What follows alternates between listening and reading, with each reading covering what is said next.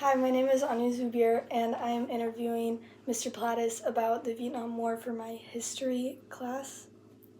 What was your life like before joining the war? What was my life like? Well, I was working construction. We were engaged. Uh, I just ordered a new car, and I got my notice in the mail to appear.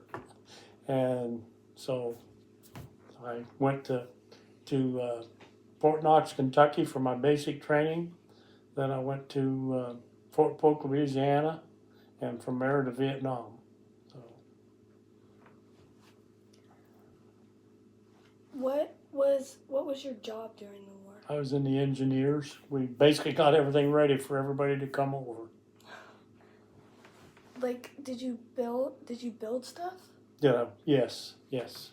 We built roads and ammo dumps and a vac hospital and all kinds of base camps and you know, just like I say, we got everything ready for everybody to come over. We were one of the first main but whole battalion to go in 1965 when that first big buildup was.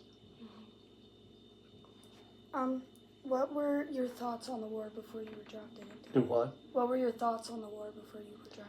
Well, of course, I didn't want to go because I was 22 years old and had a good job, but it was my obligation to go. So, and really, well, I would say I didn't have a choice, but I could have went to Canada or just made myself absent, but I felt it was my obligation. So, Yeah. I learned about all the people fleeing to Canada and stuff in class. But how did you handle being away from home for that long? just you did it.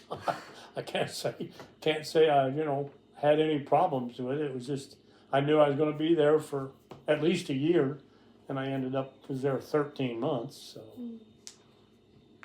you just like every day you got up and did what you needed to do and watched out for yourself. So Yeah. Were there any experiences that changed the way you thought about some stuff? any experiences at what? That changed the way you thought about things? A lot of experiences. God, to name one particular one, I can't say. A lot of them don't even remember. That's been 60 years Yeah. ago. So, but it was just, I mean, it was a war, and we were there to get our job done, and then hopefully come home alive. So, Did you make any friends? oh yeah, yeah, that was yeah. You get in the military, you make a lot of friends. So, I've lost contact with most of them, but yeah, I've made some good friends over there. Yeah. So. What was your experience like when coming home? What was my what? Your experience like when coming home? It wasn't very good. We didn't have a good welcome. Uh, we were called baby killers and spit on and cussed at and a few other things. And I still have a chip on my shoulder for that. Yeah. But we learned to live with it. So we were not treated very well. Let's put it that way. For doing what our country asked us to do. Yeah. So.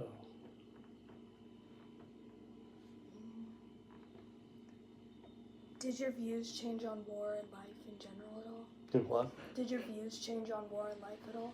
No. Just in general? No. I still believe that we are the big dog, and we're set up to protect the world, and we've getting back to Vietnam, we were committed to go there in the first place from World War II. And our leaders from back in the 50s or the 40s and 50s committed us to take care of that region, and we were basically honoring our word. So Yeah. I was no general. I was a Wasn't spec. in there that I was a long. spec force, which was specialist 4th class.